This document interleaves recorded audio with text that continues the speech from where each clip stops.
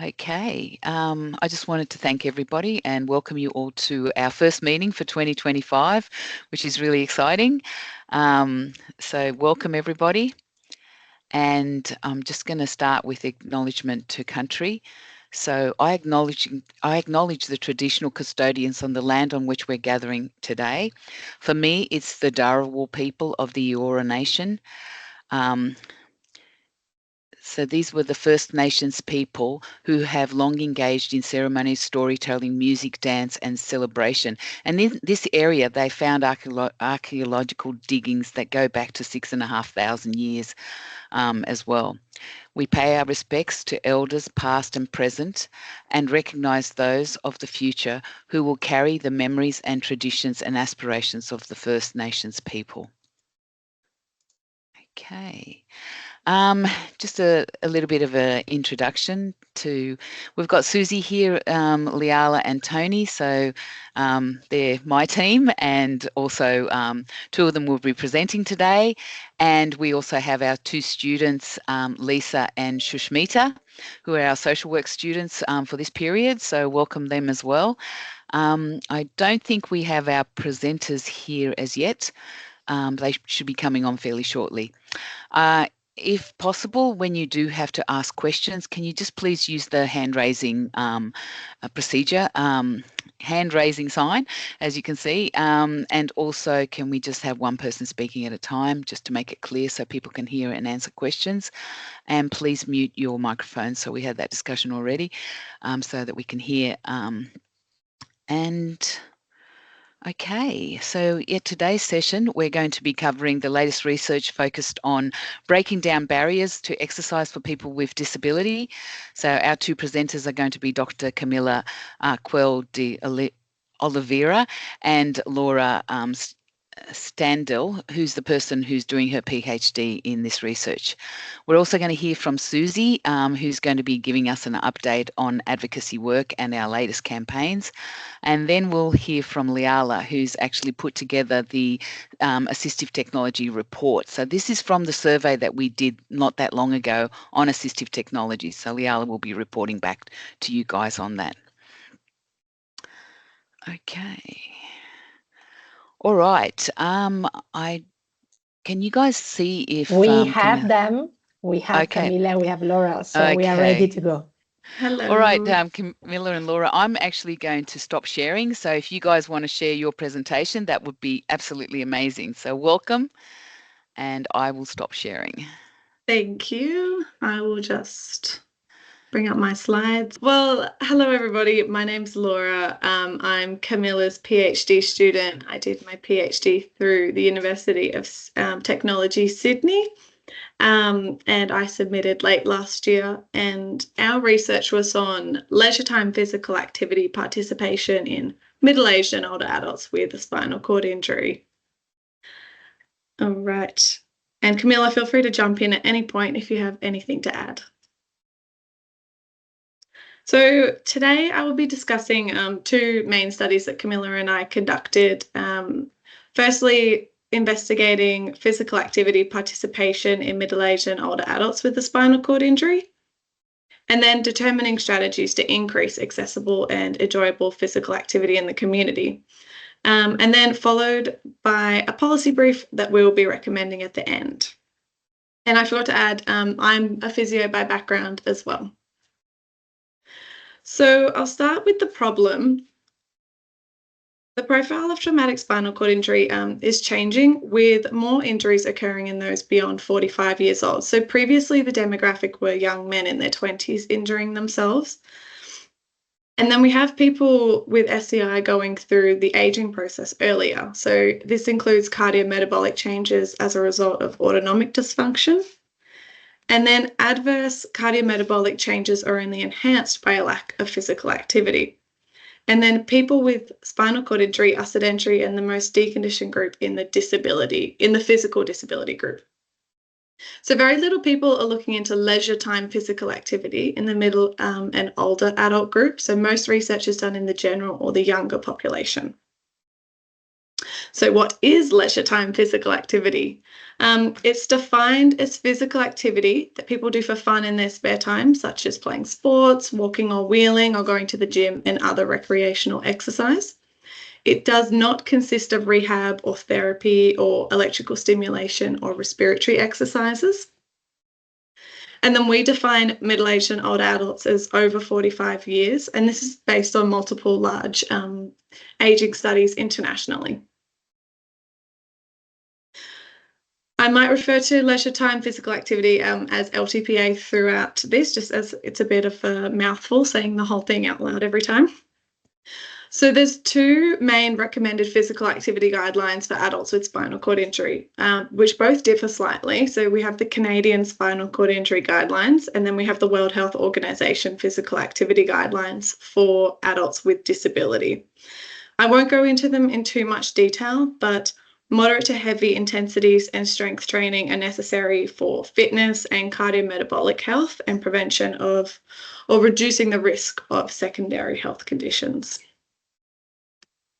So the first study that we did was an analysis of the International Spinal Cord Injury Community Survey, and you might have heard of this. It was called the INSCI for short.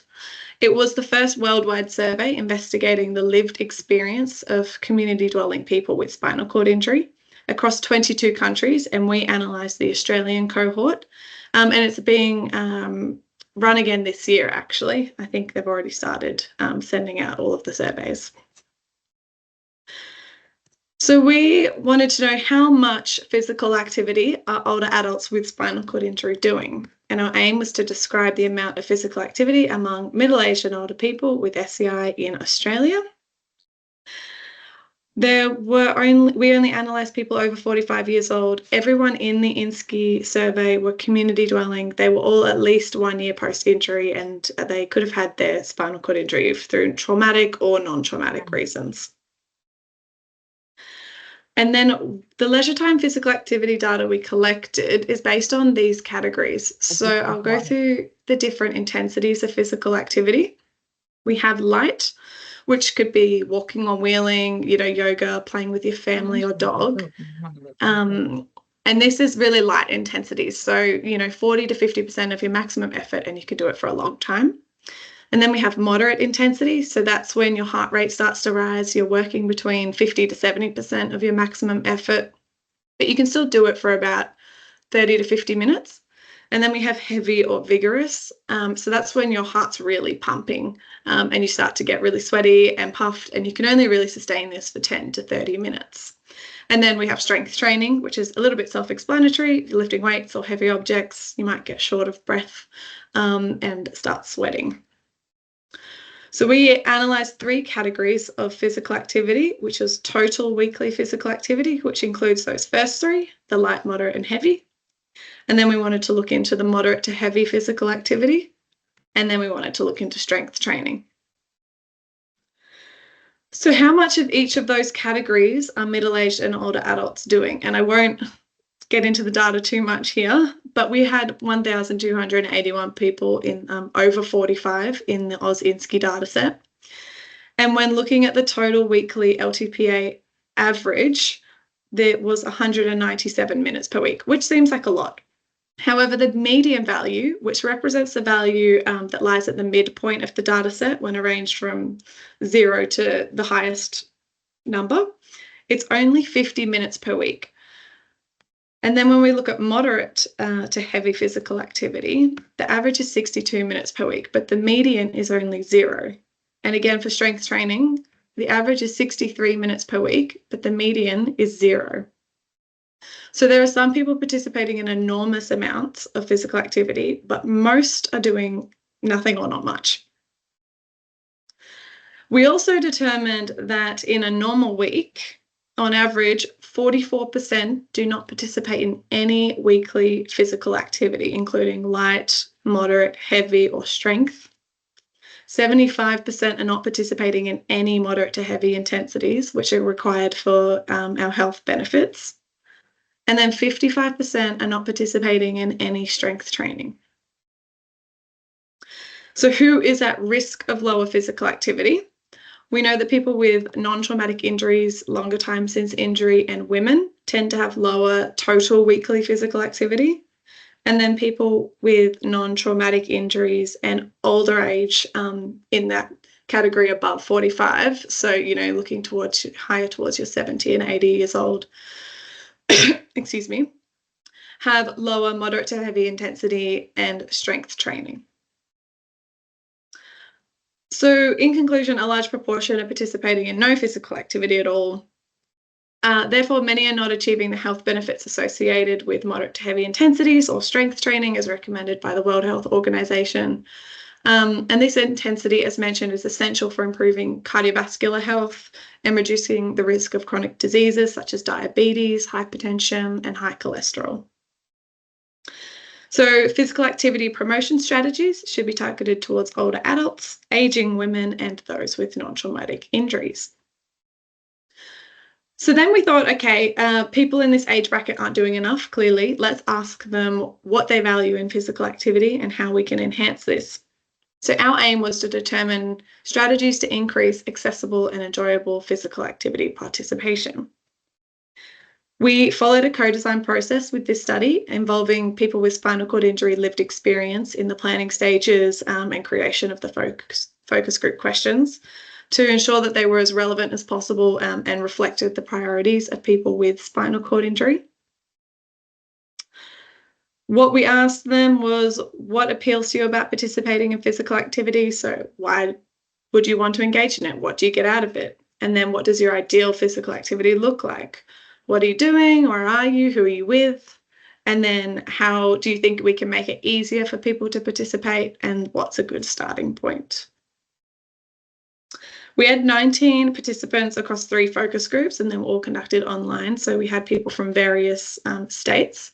They were age ranged from 45 to 72, and the majority were a male, had paraplegia, and lived in New South Wales.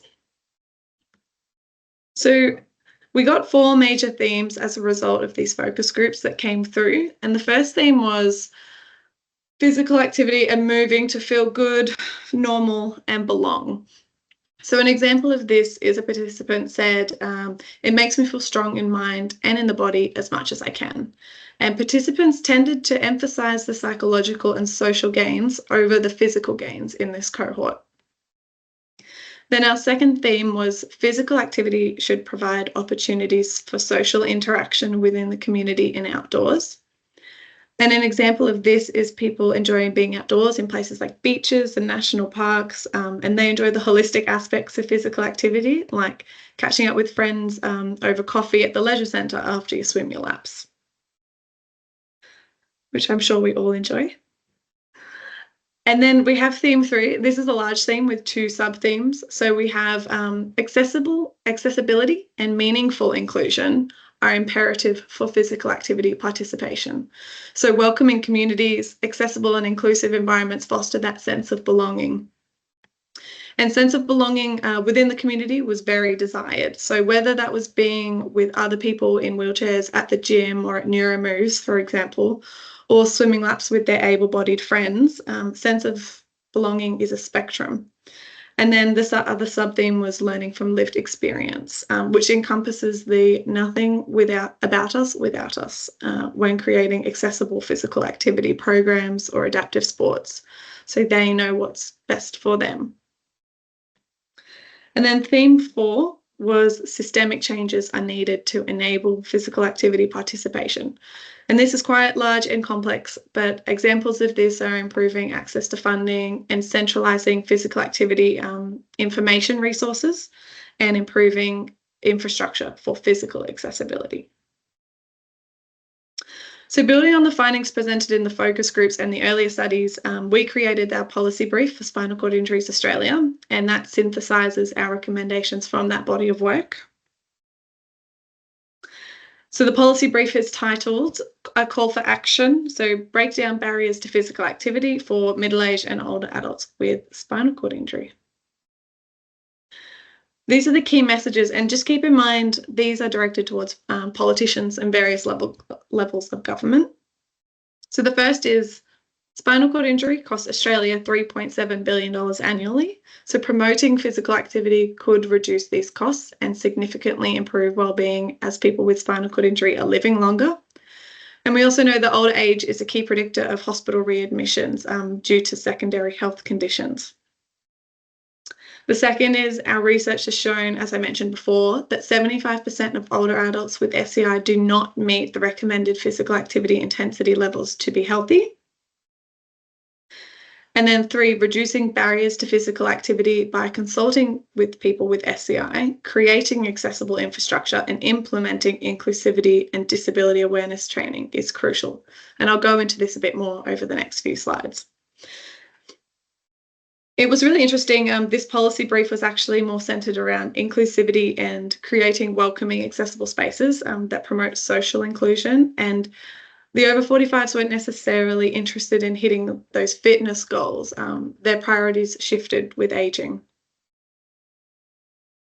So our first recommendation is to have accessible physical activity information resources. So firstly, councils and governments need to evaluate and report accessibility of physical activity spaces such as beaches, national parks, leisure centres, and then regularly update these for accessibility information. This could then enable the development of a centralised resource such as a website or app which could have accessible venues and activity schedules, and examples of those activities are exercise classes, swimming sessions, community group walks, adaptive sports, and then costs, so fees and memberships, and special requirements such as equipment and facilities. And all of this will improve information access to physical activity opportunities for people with SCI and other physical disabilities.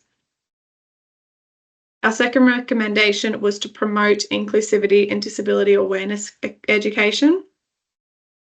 So to launch inclusive marketing campaigns to promote accessibility, and then mandate disability and inclusion training for staff at physical activity facilities. The impact this could have would be to create a welcoming environment and address social stigma. So social stigma commonly was brought up in the focus groups as a barrier to accessing physical activity in the community.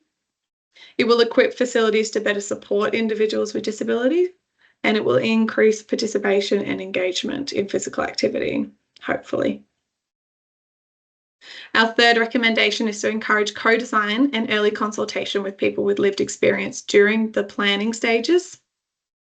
So applying co-design principles in physical activity facility and sporting program development, consulting individuals with spinal cord injury early to ensure their needs are met from the start and not as an afterthought or a tick box. Co-design places equal value and importance on input and equal partnership on the processes and the outcomes. And this will hopefully enhance the functionality and accessibility. So facilities and community programs designed with direct input from those with disabilities will be more functional and accessible. And then our fourth recommendation is enhancing infrastructure and accessibility. So investing in improving infrastructure to make public spaces and transportation more accessible to individuals with disabilities, which includes upgrades such as accessible pathways, ramps, wider doorways, adaptive equipments, and accessible public bathrooms. And then for impact, this could create a more inclusive environment, such as fully accessible parks, beaches with wheelchair mats that actually get into the water and don't stop halfway, and accessible sporting facilities. And then ensuring people with spinal cord injury and other physical disabilities can easily access spaces in the outdoors, in physical activity facilities, and in sporting clubs. And then our fifth recommendation is funding. So increasing funding is a hard one, but nonetheless, it was a common theme that participants brought up, particularly in those injured over 65 years. And I know there's a policy brief at Spinal Cord Injuries Australia currently on that topic alone, which is very important. But also increased funding, not for the person, but for organisations to become more inclusive. So expanding funding through NDIS and My Aged Care for disability support services, but then enhanced final backing to the gyms and sporting clubs and parks. And then these spaces will then be better equipped to serve individuals with spinal cord injury and other physical disabilities.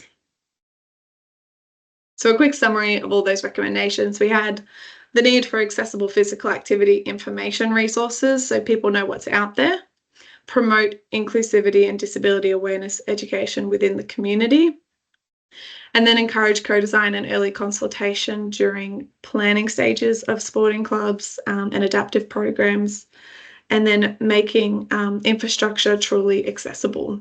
And then we have funding. Thank you. Does anybody have any questions or anything that they wanted to add to that? How many quadriplegics were involved in the study? Because it's very difficult for quadriplegics, unfortunately. Yeah, absolutely. In the focus groups, I think we had about 42% had quadriplegia. Oh, and how did they cope? They all had varying severities of injury. It was less about what they were currently doing for physical activity that we spoke about, and it was more about what, in an ideal world, what would you like to do, and then how can we make that happen? Yeah. And was it fairly successful? Because I know quite often the amount of effort you put into something, there's very little return. I mean, things might have developed. It's been 40 years since my accident, so it's probably at least 15 years since I've had any physical exercise. So things might be a lot more accessible for somebody with a quadriplegia. That's what I was wondering. I mean, paras actually have a lot of upper body strength where quads have very little. I mean, there's definitely more and more sporting programs becoming, more accessible and adaptive versions of them. We haven't quite gotten that far with this research just yet. I know there are some various websites, with information. I think for this particular age group, though, people weren't knowing where to look for the information about places that they could go that were accessible, and that would make them feel comfortable. Oh, yes. Yeah, I understand that. Okay. And just to complement what Laura said, Arthur, that was exactly the idea of this project, to understand what are the things that could make things easier, because we know that we do have some accessible options in the community for people to exercise. Like most of the community leisure centers, they are somewhat accessible, but we still don't see people in wheelchairs, regardless if they're tetra or para, or have tetraplegia or paraplegia, they're still not getting out. So the idea is, what are the changes that we need in the system to facilitate the access for people that are facing with those issues? But yeah, we do understand that the barriers are greater for those with higher needs. Yeah. Oh yes, that's what I'm saying. If I went to my local gym, they'd just freak out. They'd sort of say, "Sorry, we just can't cope with somebody like you." Where I'd have to actually take a physical trainer with me to a gym. And that's what I'm saying. That's where, whether all these places are accessible, it's terrific. But if you get in there, it's, sort of a bit of a loss when nobody's there. Yeah. Because everybody's terrified that, well, obviously you might even fall out of the chair, Yeah. And that actually came up in the focus groups, Arthur, is that people would say, I go to the local leisure centre and I have to be hoisted into the water, which is fine. But, the one trained staff that knows how to do it isn't available, or they're busy. And then if there were just more people on trained and how to support people to get in the water, then that is, a low cost solution to making physical activity more accessible. Oh, well, I'm sort of going back 20 years now. Yeah. Where the local hospital used to, especially with hydro, but now you can't get into the hospital because it's not on the, what do you call it? I'm on aged care because I'm too old for NDIS. And of course, the hospital aren't interested in somebody like myself, even for hydro, So I don't know how. I mean, I'll be 80 next birthday, so I mean it's a bit late for me to take my run now. But I'm just thinking about somebody who might be, say, turning 60, 65 now, because I know the older you get, the quicker you sort of everything breaks down really quickly. Anyway, that's okay. Thank you, Arthur. Thank you, Arthur. Jane. Hi, Laura and Camilla. Such an interesting study. It was great to hear your findings. I was wondering about, you mentioned women were a high number of people who did, or the cohort that didn't participate. Did you find out why? Was it because of home duties, looking after children, grandchildren, affordability, that sort of thing? What was the reason? And you mentioned the focus groups had majority of young men, was that right? Or men in them? So I'm wondering if you think maybe there is a different information that might come out if there was more women in the focus groups.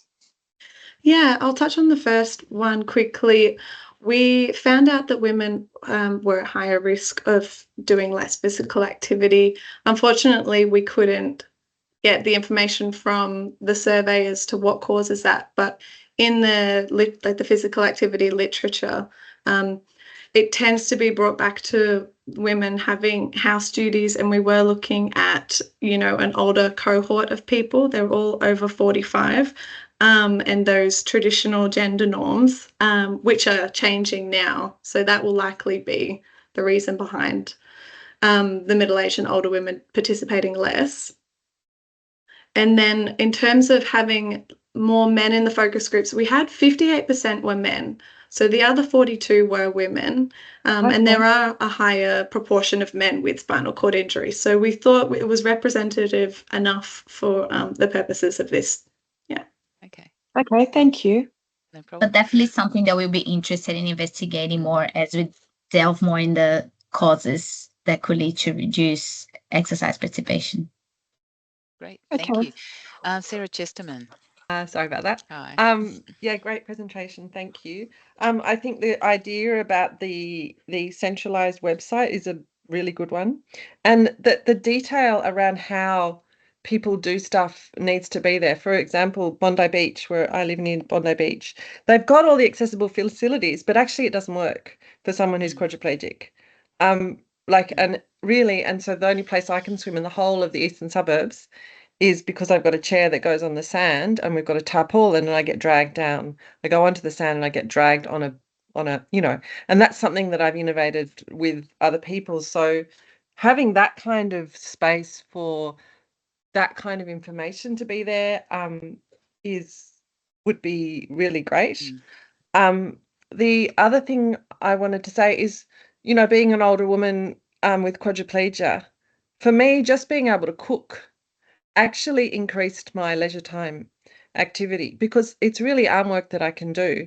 And my physio came over and did a session with me just on cooking, and she was like, this is great, and drawing as well. So really that funding for home mods and for being able to participate actively at home rather than having to, in the past I used to have to direct carers to do everything for my son and for the house, and now I'm able to actually physically participate in it. That's made a huge difference to my fitness level and my shoulder injury issues. And the other thing I was going to say is that, access committees. I assume you're going to be approaching council access committees. I'm going to be on the Waverley one just soon, so I'm happy to take your policy brief there and start talking to them about it, because it's really needed in this area. So thank you so much. Be fantastic if you could take the brief. That's great. And we've got one more person, Rex. Yeah, just wondering, how far have you done this study? Have you done it just in Sydney? Because I'm out at Orange and, pretty new to the quadriplegic. My accident was in 2018, and as a one of the other participants was saying the hospital doesn't want nothing to do with you. I've had that experience when I got back into Orange Hospital, only for a physiotherapy place here in Orange. I would not be able to do transfers from bed to chair and swimming. So it's the first time I've heard of the research. Like, do you do it out in the Western areas? In terms of the research that we've conducted, that's been Australia-wide, and the focus groups we had some people from different states, but it was primarily metropolitan. But we would really love to, implement the co-design and the inclusion training and all of that into every, council around Australia. That would be the ideal, is to make everywhere accessible, not just the cities. Camila, did you have anything on that? Sorry, I didn't get your name. Rex Cochran. Rex, so what SCIA is currently doing, and as part of another research project, we are about to launch, maybe in this first semester of the year, a program that is called Skipper.com. So, which the aim is to train trainers, could be a personal trainer or an exercise physiologist or even a physiotherapist that doesn't have experience working with people with disabilities, to increase so they can provide exercise prescription for this population without having any, like what Arthur said, people get scared when they see someone wheeling in the gym. So we're actually trying to tackle that. And one of the main focus is to try to upskill people in rural areas and remote, outside of the metro area. So so trying to increase access to those type of exercise programs in areas that by upskilling the staff working there. So that might be a way of increasing access and options for people living outside of the metro areas. Yeah, because as I said, I'm only new to the chair 2018, but there was 9 people in the Central West the same year. I don't know if you know or heard of Dr. Steve Peterson. He's a quad as well. And there's really, look, we don't see much out here. Plus I'm on Dr. Steve's a counsellor here, and I'm on the Access and Ageing Committee as well. Like, I'd really like to take that, to our council as well. Yeah, it's about making the community more accessible. Yes, it is. Yeah. Okay. Because I think we get left out of a lot of things, and it's a shame that we can't have the same resources as the metropolitan areas. I think, Rex, we're having an open day in your area soon. So let's make sure we have a chat about that when we're up there. Yeah. Okay, thank you. Okay. All right, we've got one more person, Sky. Oh, you need to unmute yourself, Sky. I'm just going to play devil's advocate here for a second.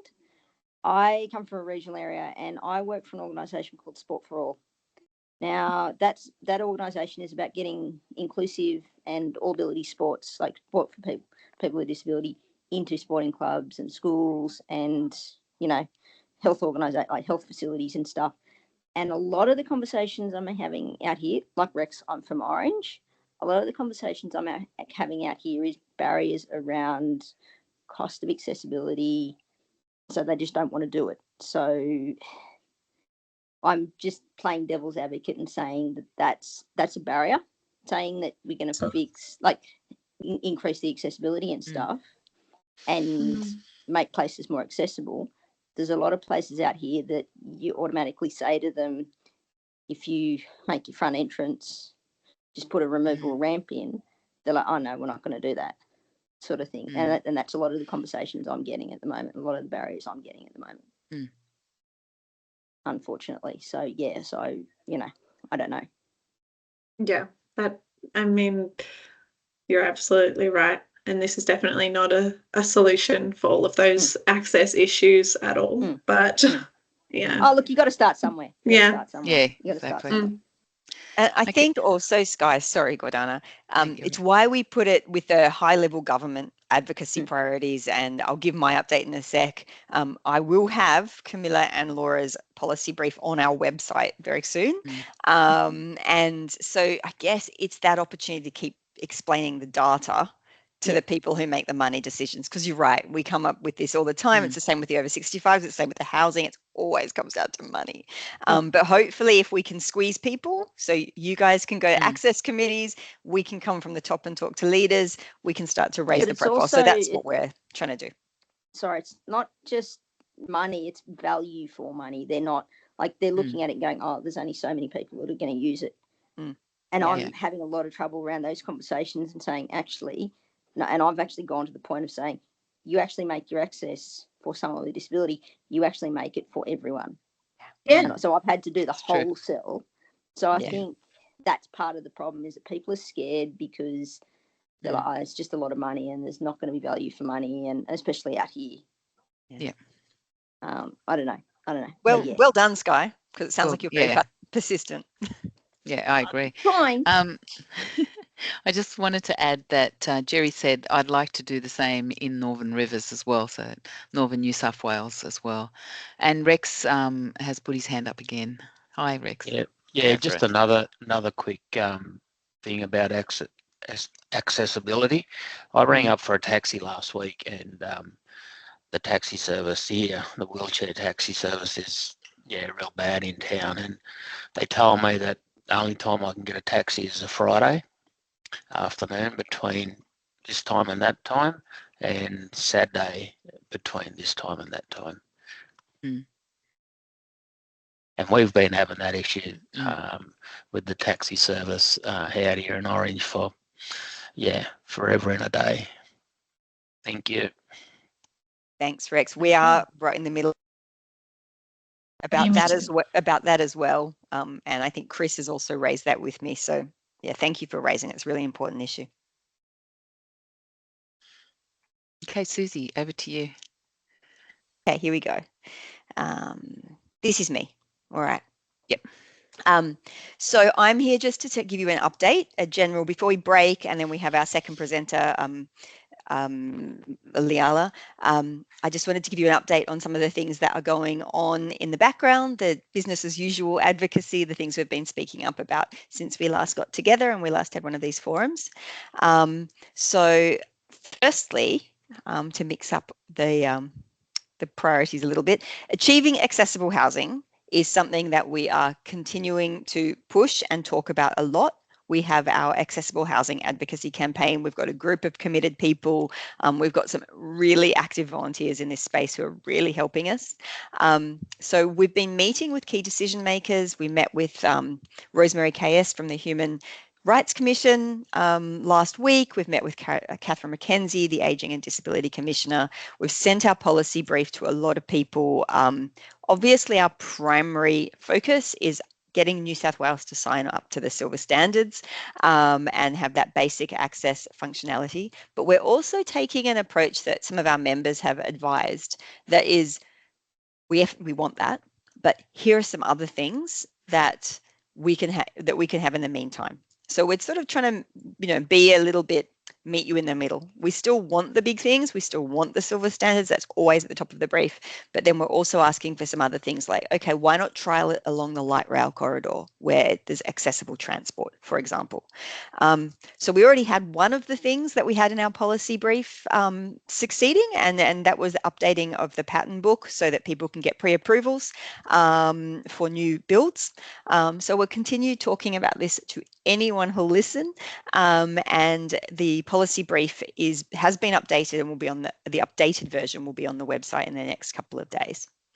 So that's that one. Achieving equity for those 65 and over. As I say, every time I talk to a politician about this, it comes up in every forum. And look, it's come up again in this forum. It's a really difficult issue to get away from because it's affecting so many people with spinal cord injury and other complex disabilities as well. Again, we've sent the policy brief to so many decision makers. We have met with the Department of Health and Aged Care. We've raised this issue. Peter, if you're here, has raised it with me as well. Peter Randall's been a great advocate on this subject. Again, in a similar way, we've seen some improvement. So if anyone's watching the changes and the new legislation and the rules, there are some small improvements, an increase in the upper level of support from 60,000 to 78,000, separate home modifications and accessible technology. And that's amazing. And the accessible technology has a nominal limit of 15,000, meaning you can apply for over that amount, which is great. That's a great start. But unfortunately, it's not great enough because it still only equates to 2.5 hours care a day, which is still not enough for someone to live in the community. And we still hear from people in residential aged care that the people are having to apply multiple times, they're not being able to get into their preferred facility, etc. So there's still a lot of advocacy to be done in this space, and there's a lot of people joining us. So we're trying to get together with agencies nationally. It's not the first time we've done this. I know Tony would be saying it. We did this a couple of years ago as well. But we're kind of determined not to stop advocating on this issue because it's really an area of great inequity, and there's a lot of energy with the clinicians to support this in the background as well. So we're getting lots of case studies through. Similarly, we of course we want people over 65 to have access to NDIS or to have a complete rollout of the NIIS. So we still want equity, but we have in our policy brief, if you look on the website, also suggested some other cheaper solutions, again, just to improve things a bit, which again is the recommendation from our members. You'll have all come across the service provider survey and report, which we did last year, where we talked to you guys, and some of you probably contributed, about the quality of service provision in daily living. And we released the report last year, and Gordana, I think, spoke to it at one of these forums. We now have a policy brief on this, and we'll be meeting with key organisations like the NDS, to talk about how we can promote some of these recommendations to have improved services, particularly in the area of personal care. So, what else? Oh, something very exciting.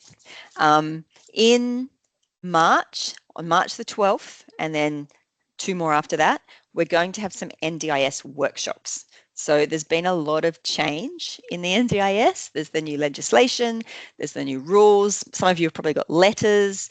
There's lots of talk, there's lots of press.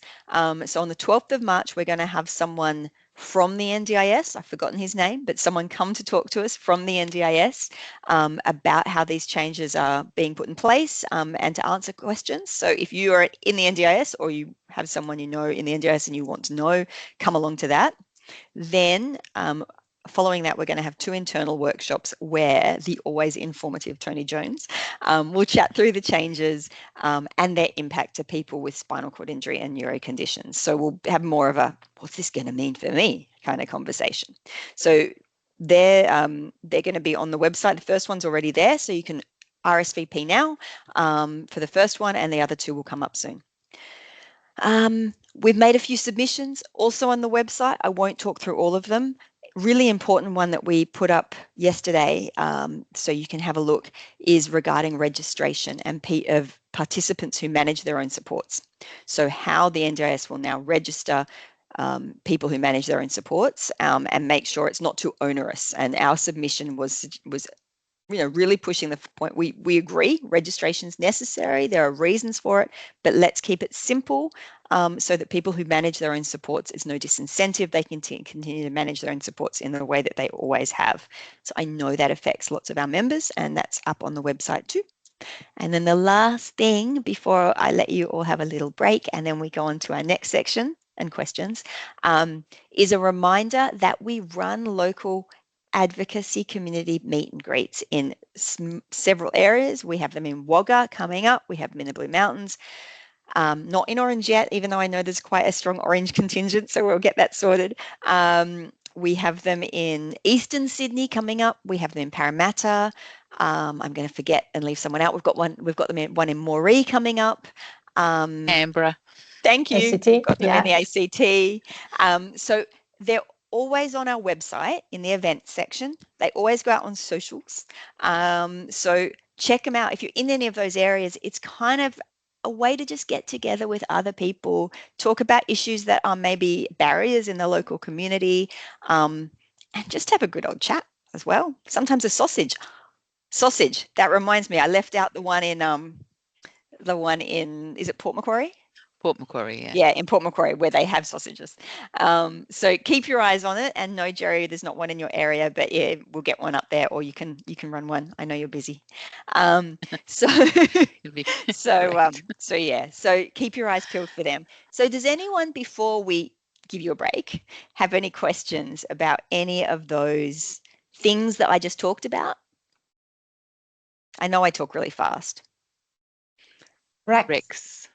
Yeah, we'll give you a steak if you come here, not a sausage. We'll organise a steak, won't we, Chris? Well, if you can organise a steak, I can organise a letter for you to get that steak for free. Sky? I'm going to have to jump off. Sorry, guys. Have a lovely afternoon. I've just got something else I've got to go do. All right. Thank you. Thanks, Sky. I just put a link in the chat to register for the forum on March 12 if you haven't got a link to that. Jerry said it's all down to the food. And Arthur, I'm trying to convince Gordana. I'm living in Northern Beaches too, so I'm trying to convince Gordana to do something over there.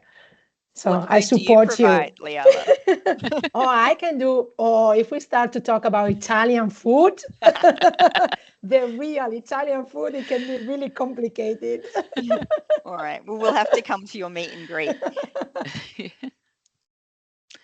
Okay. Right. Thank you, everyone. Yeah, sorry, go, Gordana. Oh, we're leading into the break now. So if we all come back at 3 o'clock, and then Liala can start her session. All right. I just need to say before we go to the break that Laura and I are going to have to leave. But if you have any questions about the policy brief, or if you'd like to take it to your local councils or meetings, just let me know. Suzie and Gordana, they have Laura's and our contact. We'll be more than happy to support any of those initiatives. And I should also say, just before you hang up and before we go to this promised break, thank you so much for coming and presenting, Camila and Laura. I should have said that when I started. I was too excited about doing my own stuff. It's really, really good to have. It was a really good presentation, kept me engaged. And also just generally, Camila is in the background of so many things at SCIA. She's helped me write policy briefs.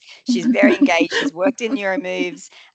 So I have every confidence that some really exciting changes will come with this research. So thank you so much. Well, thank you for the opportunity.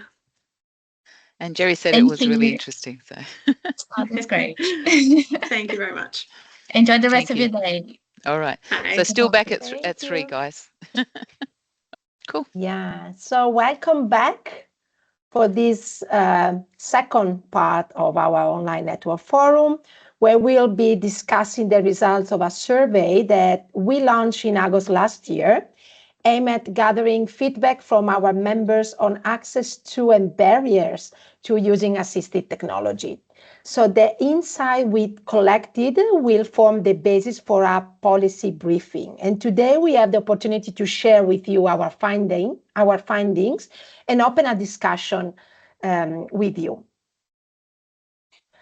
Before we delve into the results of this survey and many numbers, I'd like to start with some basic information. So what exactly is assistive technology? So while many of you for sure may already be familiar with the term, I want to make sure we are all on the same page. So the World Health Organization defines AT as any product or device that helps a person maintain or improve their independence and functioning. AT can take the form of equipment, software, or services.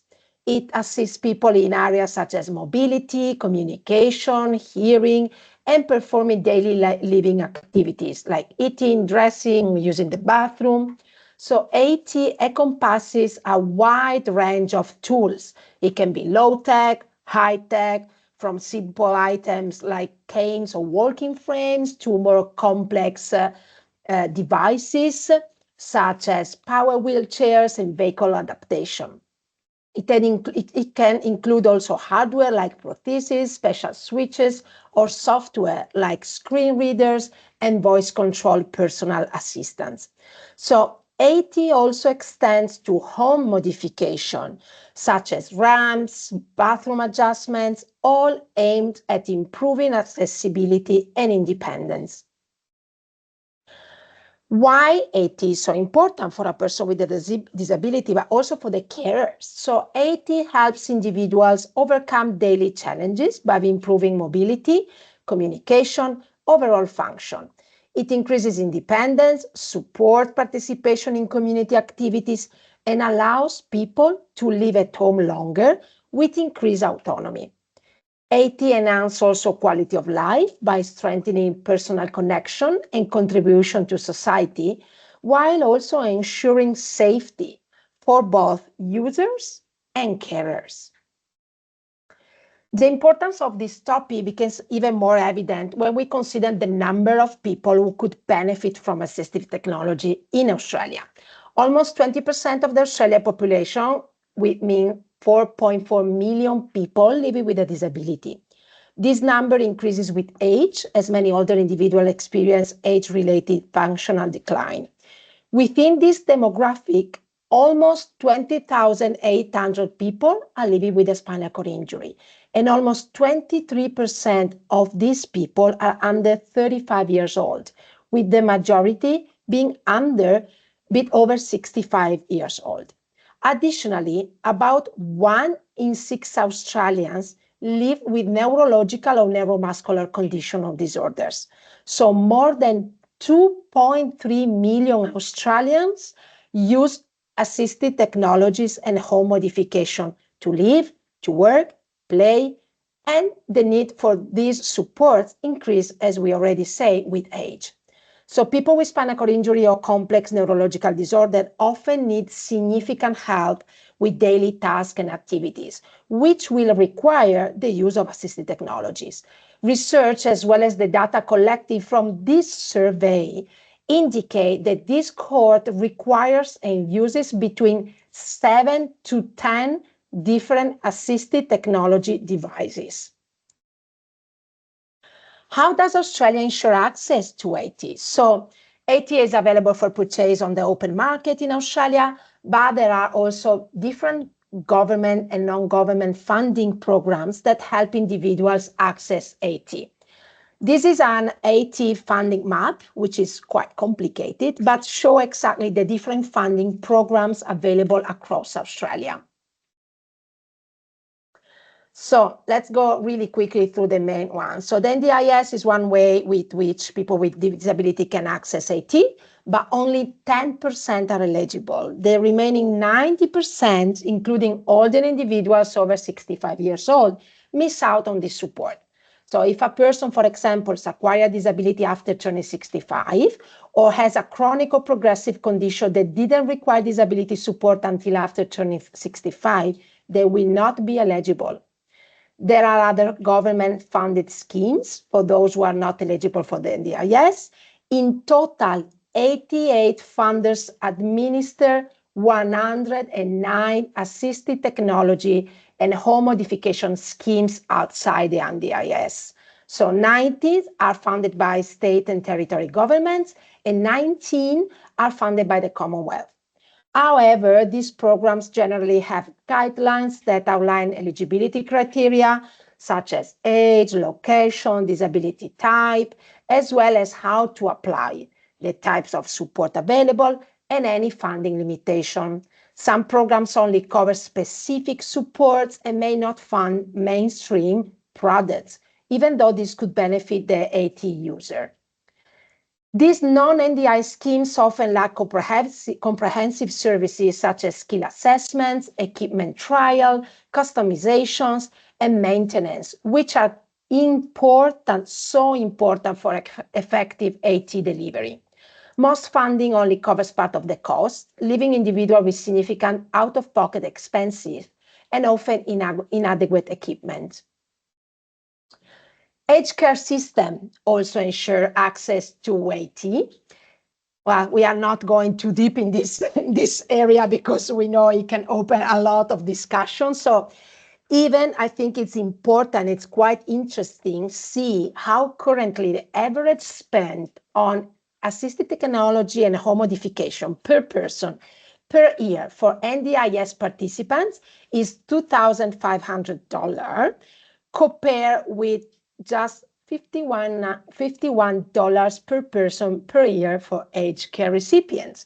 So I think you can clearly understand the difference and why we are fighting for this to improve this situation. In addition to the NDIS, the government funds, there are other options to access IT, such as private insurance or education or employment funds, like, for instance, Job Access provides resources and support for people with disability, including funding for adaptive technologies and workplace adjustment. So despite these different options to access IT, unfortunately, there is still a significant unmet need. And for this reason, we thought to create this survey to understand better the challenges faced by our members, because not providing access to necessary IT has serious consequences. Without the right support, individuals risk isolation, which negatively affect their mental health, for example. They are also more likely to suffer accidents or injuries, and their condition can worsen without proper equipment. When people lack the necessary support for independence, they often become reliant on others, increasing the risk of violence or abuse. As an advocacy team, we are dedicated to addressing these issues, particularly in light of the ongoing reforms within the disability sector. So individuals with spinal cord injury and neurological conditions depend on IT to maintain their independence and to participate in daily life. The primary aim of this survey, the SCIA IT survey, was to identify the key challenges and gather valuable insights to better support the AT needs for our members, as well as their families and carers. And our final goal is to enhance our advocacy efforts and create this policy briefing. So the AT online survey was conducted from August to October last year and received response from 60 participants.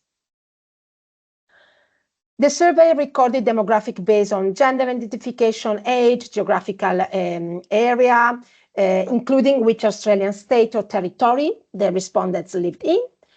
This table summarized the location of the 60 respondents with a distinction between regional and metropolitan areas.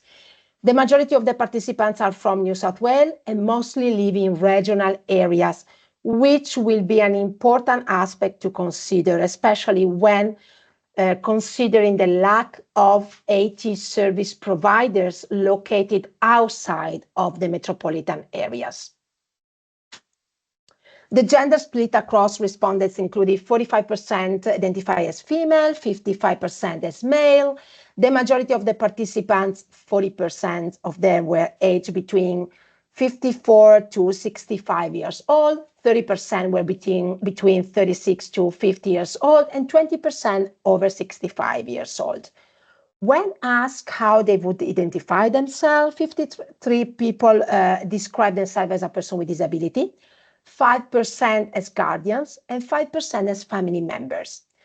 Another question explored the type of disability experienced by the respondents, allow for multiple selection to account for those with more than one diagnosis, disability, or chronic health condition. So this table summarized, and among the 60 respondents, 24 respondents had quadriplegia. And if you see, there were other diagnoses or disability. 15 respondents had tetraplegia, 6 had a spinal cord injury condition that was not strictly related with the previous two. Another interesting part, we had someone that was deaf or hard of hearing participating. So it was quite we include different kind of disability too. So it was quite interesting to read this data and this response. When asked about the number of assistive technology devices used daily, we would like to understand if the numbers that normally came from the research were right, and were like matching the responses from our members, and yes, they match. So the data highlights the wide variety of devices used. These align with findings from studies in the field. As shown in this graphic, the majority of respondents report using more than 7 AT devices. So this supports the conclusion that people with spinal cord injury require a diverse range of AT types to manage daily tasks, reflecting the complexity often of their needs.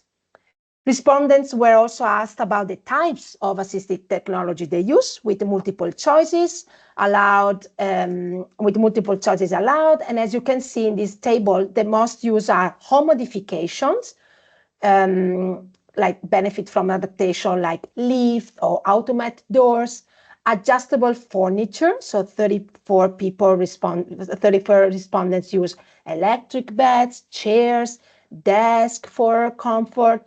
Other AT use are everything that is related to prevent of the pressure, and so pressure care, and daily living aids like reachers or cup holders. So it was quite interesting to see the variety of assistive technology that are necessary for our cohort. Participants reported diverse funding source for the IT. Among the 39 that responds to this question, among the ones that respond to this question, 39 respondents who answered that they found themselves. So the NDIS was the most common, with 27 participants utilizing it, including 12 who combined it with other sources. 5 respondents reported receiving funding through the aged care system, while 8 use lifetime care or equivalent state schemes. 2 respondents access the Job Access or Employee Assistance Fund, and 1 relying on private insurance. Respondents identify several key barriers to accessing and using IT. The biggest issue was cost, with many feeling that IT is priced too high. Some share frustration about the difficulty of accessing funding, and others point to a lack of expertise among professionals who prescribe AT, who don't always have the right knowledge for specific disabilities. Another common issue was the limited availability of information on AT products, leaving people unsure about what could best support their needs. Many also face long wait times for equipment repairs and maintenance, which impacted their daily lives. Time was another challenge, with long delays for approvals and essential repairs. For example, 1 respondent waited over a year for a knee brace, which significantly, obviously, affected their mobility. Additionally, there was concern over the lack of training for support workers and difficulties in finding up-to-date technology that could make daily activities easier. Some respondents mentioned that it was hard to find relevant products or keep up with the advancement in the field. The survey results regarding the longest time respondents waited for an AT solution are shown in this graphic. So as you can see, 20 people had to wait more than 6 months to obtain their devices. 18 had to wait more than 1 year. And 10 respondents waited between 3 to 6 months. So you can perfectly understand that waiting time represents an important challenge for people who require AT. The survey revealed that 43 of the 60 respondents, which means 72% of the total participants, had never used AT on loan. Among the 17 participants who had, the primary reason included immediate post-hospital discharge, waiting for prescribed AT, environmental changes, and health-related adjustments.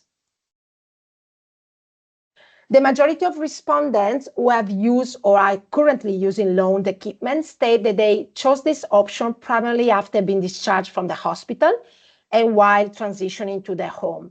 8 respondents indicate they used the loan option while waiting for the prescribed IT, and 5 mentioned using it due to the environmental changes, for example, if they were moving house or during holidays, while only a smaller number of respondents indicate changes in their health condition or other unspecified reasons. Respondents used different methods to learn about new AT products, so personal research, including internet researchers, social media, and subscription to AT magazines was the most common, with 53 responses. Word of mouth was also significant, with 33 responses. Events and expos were mentioned 19 times, while service providers and AT suppliers were noted 16 and 50 times, respectively. So to conclude, as the policy and advocacy team, we wanted to identify the key areas of concern regarding AT in order to effectively advocate for our members. From their survey results, respondents identified several key areas for improvement in the AT sector, focusing on cost, access, and time. So cost was a major barrier, with many highlighting the financial strain of obtaining necessary equipment. As one respondent stated, high costs were the next barriers once an appropriate AT was identified. Access issues included slower approval processes, long wait times, and limited availability of products and trials. One participant shared, access was a big one for me, meaning challenging, as I had no idea what I needed or where to start. Education and awareness were also important, with calls for better training for health professionals, especially occupational therapists, and more public knowledge about available assistive technology. Respondents emphasized the need for streamlined processing in funding mechanisms like NDIS to reduce bureaucratic delays, with some expressing frustration over long approval times. Maintenance and repair services, particularly in rural areas, were highlighted as a concern. Suggestions for improvement, including having spare parts available at purchase, better trained OTs, and faster repair services. Additionally, creating a centralized register of qualified AT specialists, exploring Second Life AT markets, and enhancing access to expos, especially in regional areas, were recommended. Respondents stressed the importance of solutions that promote independence, with one person say anything that will promote independent living, so I don't have to rely on others. And I think that this quote perfectly highlights the importance of AT in the lives of individuals with spinal cord injuries or neurological condition, and why it's important we advocate for this. So with this in mind, I'd like to thank you, first of all, for being with us today, and open the floor for the discussion. In this last slide, you see a QR code. The idea is to having you, if you are interested in this topic, join a group to try to help us and support us on preparing this policy briefing. So please, if you are interested to join this group, just scan with your phone this QR code. There will be a sort of registration form, and I will contact you as soon as I have your details. Thank you so much. If there is any question, I'm happy to answer. I can't scan it. Can you just leave a link on the SCIA website? Oh, yes. Or Yeah. I can send you an email, and so it's easier. Sure. Thank you. Yeah. Oh, that's okay. No trouble. Yeah. No, thanks very much. The idea is to draft a policy briefing based also on this feedback that are coming from the survey, but we really love to have your feedback regarding the policy briefing we are going to prepare. So it will be really important for us. Terrific. Thank you. Thank you. And we'll also put the report on our website, and we'll put Yes. that in our fellow advocates email as well, so you guys can look at it. There's one. Go on. Is there a place where I can access different forms of AT, so I can see what I'm missing out on? It's a good question. Can you repeat the question? It was cut in the first. Is there anywhere I can look to see what I'm missing out on? For AT. Yeah, like consider like considering which type of AT you are missing at home?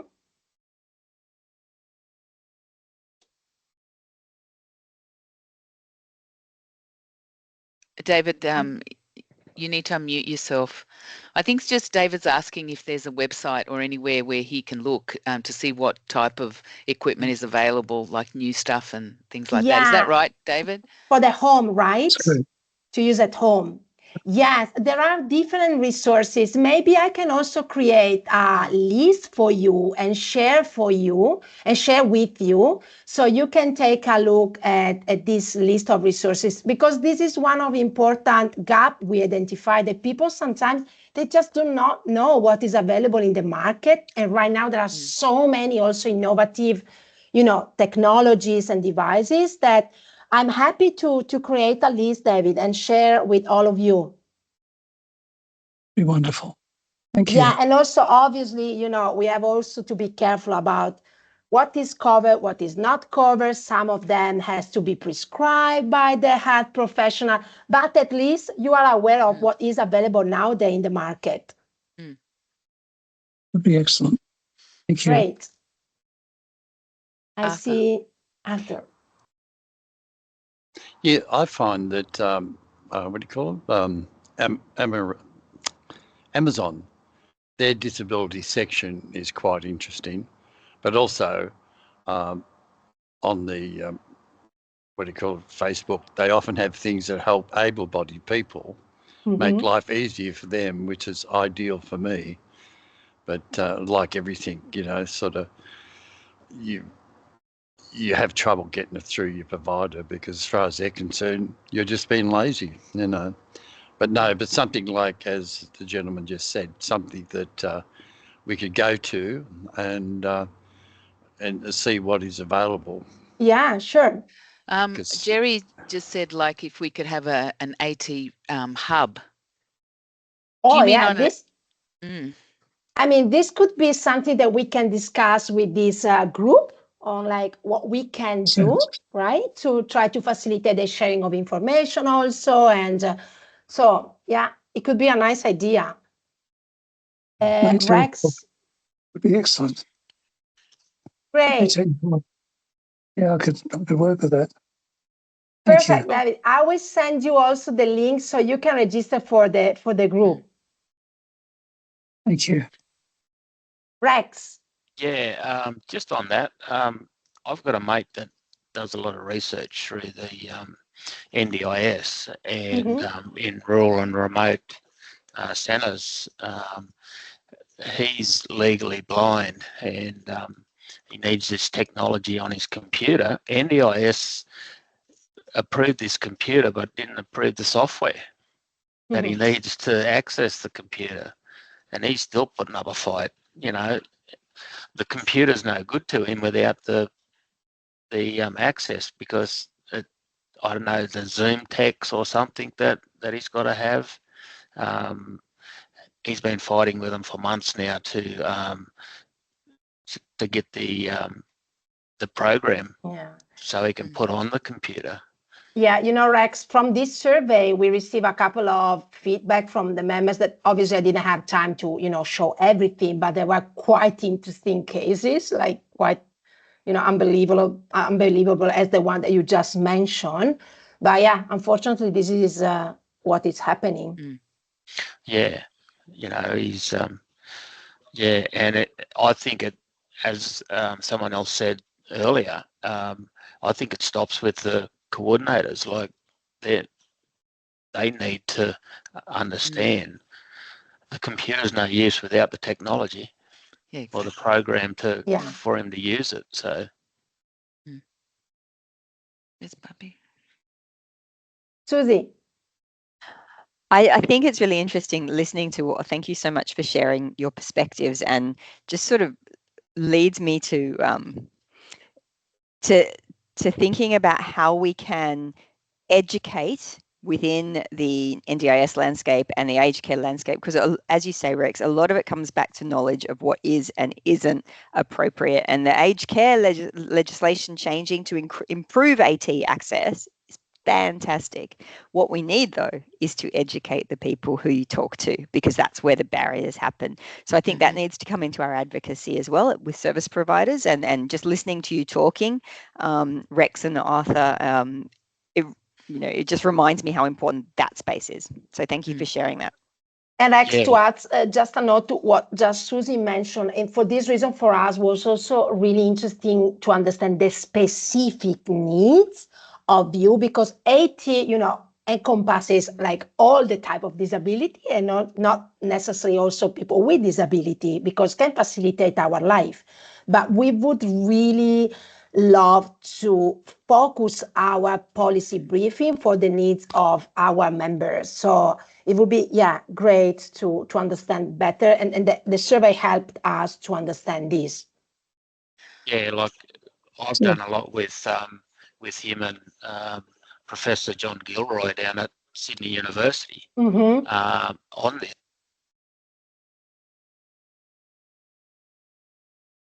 I cannot hear anymore. It's only me. No, you can't hear you, Rex. Rex. Let's see if it's a microphone problem. Yeah. Try to unmute. Yeah, no, I just had a phone call coming in. As I was saying, I've done a lot of research, and there is a thing on the website, Head, Heart and Hands, through John Gilroy. And, it's, as I said there, the coordinator's got to spend, at least a day in our shoes. They don't really know what we need, and I'm probably speaking on behalf of everyone that's in this forum. If they don't spend the day in our shoes and really read, what's wrong with us, they're going to knock back a lot of things.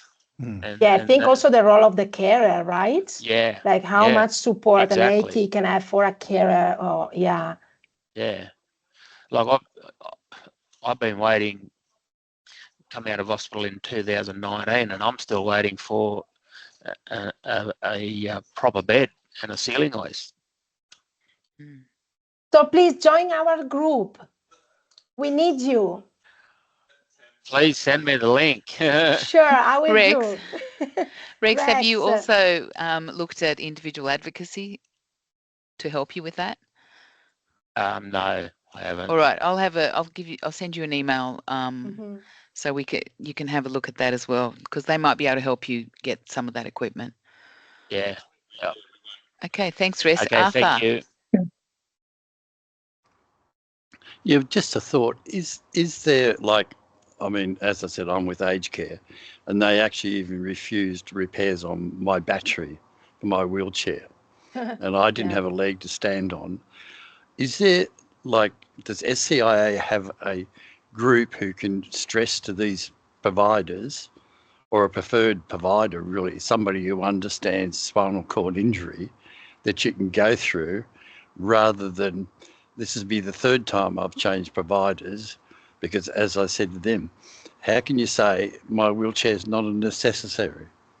And that's what they say. I'm sorry, it's not in the aged care brief. And I know fair well it is. A friend of mine helped me out. But that's what I mean. It gets so frustrating. You just bury your head in bed and think, well, why bother, And that's what I mean. I know things may get better, but it's just that when you've got a spinal cord, people, they just think, oh, well, you've got a good life, you sit in a wheelchair. And it's very frustrating when you're talking to people who don't even know what a spinal cord injury is. Yes. Yeah. And that's why I would love to have somebody so I could say, well, contact this person at SCIA and they'll explain the necessity of me having a wheelchair. Why should I have to explain to you my disability where you're not the least bit interested? And that's why, as I said, if there was a preferred provider that actually understood spinal cord, because it's fair, a lot of us suffer from spinal cord injury, but unfortunately, not many of the providers understand. I mean, because there's so many other ailments, and I can't blame who's going to know them all. And that's why I thought at least if somebody had the right information, you wouldn't have to be disappointed like this all the time. Okay, that's my 5 cents worth. But thanks very much for everything. It's been very informative. I'm just saying too, I've taken some of these actions down. I've taken our actions down so we can follow up with them as well. And I think we have David. David. Yeah, thanks, Madonna. Liala, what I'm finding is if I ask for something, especially in the residential care facility area, I'm told you've been to your OT. And OTs are so expensive to get for one thing. And they want travelling time and everything else. And if I went to an OT for everything, it would be still in the rock age waiting, because OTs don't all know what I'm going through, and they don't always care too much. Somebody else said, what's happening? The expense, I can't afford it. You really can't. We each get a single pension. There's nothing left over. So nursing, or the facility takes the money for me to stay here. Yeah, so David. Have you tried an aged care advocate for assistance? Just, it's generally a free service, and I think sometimes if you get stuck, they usually are pretty good at navigating some of these areas. Many times. Okay. Thing is, it's not so much. It's about getting specific items. So, got to get an OT to do it. Otherwise, even unable to get something different, and unable to get my chair, a new chair, or to go through an OT to get a new chair. That should be, I've already had this chair for 4 or 5 years, and I've got to go through an OT again. Tell them that I need a new chair.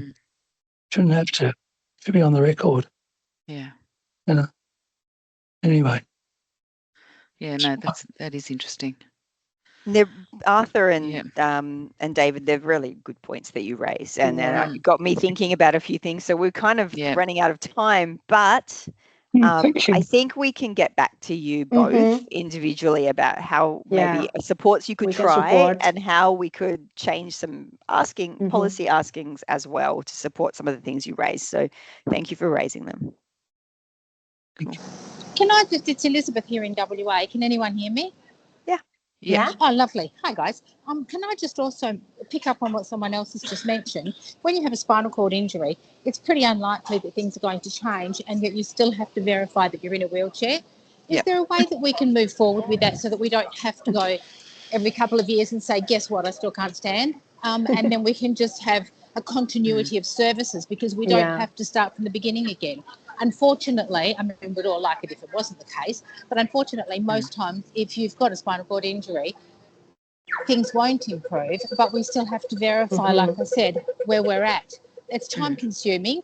It's for everybody, for the people that are spending that time on re-establishing the fact that your injury hasn't changed. We employ people to establish what is already a known fact. So it's on both sides, us as the receivers and the organisations that give that service, the government organisations that give that service, spend a huge amount of time employing people to establish a fact. Totally agree. I think it's an important point that we should consider when drafting the policy briefing, because, as you say, it can, save time, save energy from both parts. So, thank you for raising this point. To be honest, we already started to draft a broad policy briefing, but we did not think about this point, which is really simple but really important. I see. Lovely. Thank you. I know I saw Tony, but that's all. And Arthur is still with the hand from before. So I think, consider it's 3:37. We have to say thank you. Gordana, I leave you the floor, that you are the boss of the Online Network Forum. Well, thank you everybody for coming, and thank you, Liala. That was a really interesting presentation and really well done. So thank you for that, and thank you everybody for participating, and thank you for some of those actions that you've given us as well, because and also you gave us some food for thought as well on things that didn't come up in the survey, but you've mentioned them at this forum, which is really fantastic. So we will get back to you with some of those emails that we promised as well. So just wait for us for about a week. We should be able to get back to you, and we'll put something in our fellow advocates emails that we send out on a monthly basis as well. Okay,